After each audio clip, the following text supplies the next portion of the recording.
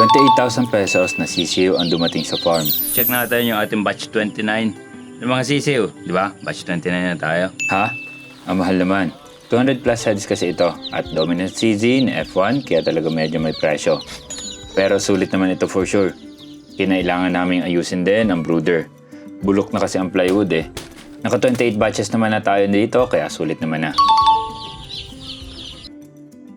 Dahil nga may parating kaming sisiw at aring semi-automatic brooder namin ay talaga namang pasira na, simulan kaagad namin baklasin na rin para magawa na. Tingnan nyo naman, para na siyang papel eh. Nangyayari kasi ito sa ampias ng ulan, lalo na kapag bumabagyo. Ganun din pag nagdi-disinfect. Inisprayan kasi ito ng disinfectant kada cleaning, kaya yan ang naging resulta. Buti na lang, okay pa ang pinaka-frame. Mahirap at matagal din kasi sanang gawin ito at maraming kahoy din ang kailangan. Kapag mga ganitong simpleng project lang naman, kaya-kaya na ito ni na John Paul. Hindi naman ito isang araw na project lang eh.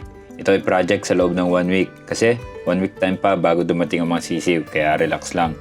On top ng mga chores sa farm, mga 1 to 2 hours na sundot sa project, goods na.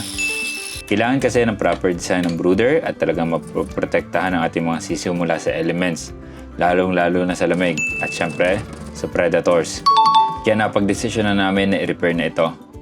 Sapat naman kasi ang tools natin dito para magawa itong lahat. Libre lahat na ulit yan. Para hindi gumamit ng lagare, gumagamit kami ng grinder. Mas easy at bawas pagod din ba. May bagong style, nilagyan ng packaging tape para hindi kagad maka-absorb ng tubig ang plywood.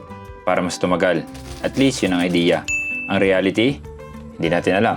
Malalaman pa lang natin. Titignan natin at mag-adjust na lang tayo as usual kung kailanganin. Natapos naman hanggang gilid ng brooder. Then, nag-contact ang supplier ng sisiw. Sabi niya, mapapaaga ng isang araw ang release ng sisiw. Kaya yun, hapit kahit medyo madilim na. Kinaumagahan, araw ng release.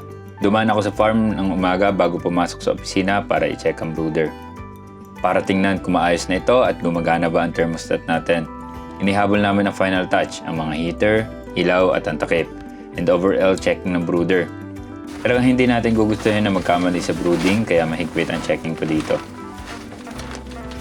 At ito na, gabi na nakarating ang rider due to variable reasons. Pero hinintay siyempre na niya John Paul. Wala na ibang magagawa kung hindi hintayin yan. At kahit na naging mahaba ang biyahe, okay na okay ang mga sisiw. Kailangan i-check kasi ito kung wala bang mortality, kung wala bang naipit. At good thing nga na okay sila. Alam naman na nila ang kailangan gawin kapag may dumadating na sisiw, kaya-kaya na nila yan. Kailangan i-distribute evenly ang mga sisiw sa brooder at pagdating, dapat may electrolytes kagad para makarecover sa stress. At kailangan maghintay pa ng 2 hours bago pakainin para makarecover pa sila further at hindi mabigla ang katawan nila sa feed intake. Maliit na detalye pero napakahalaga. Okay, so i-check natin yung ating batch 29. Yung mga sisiw, di ba? Batch 29 na tayo.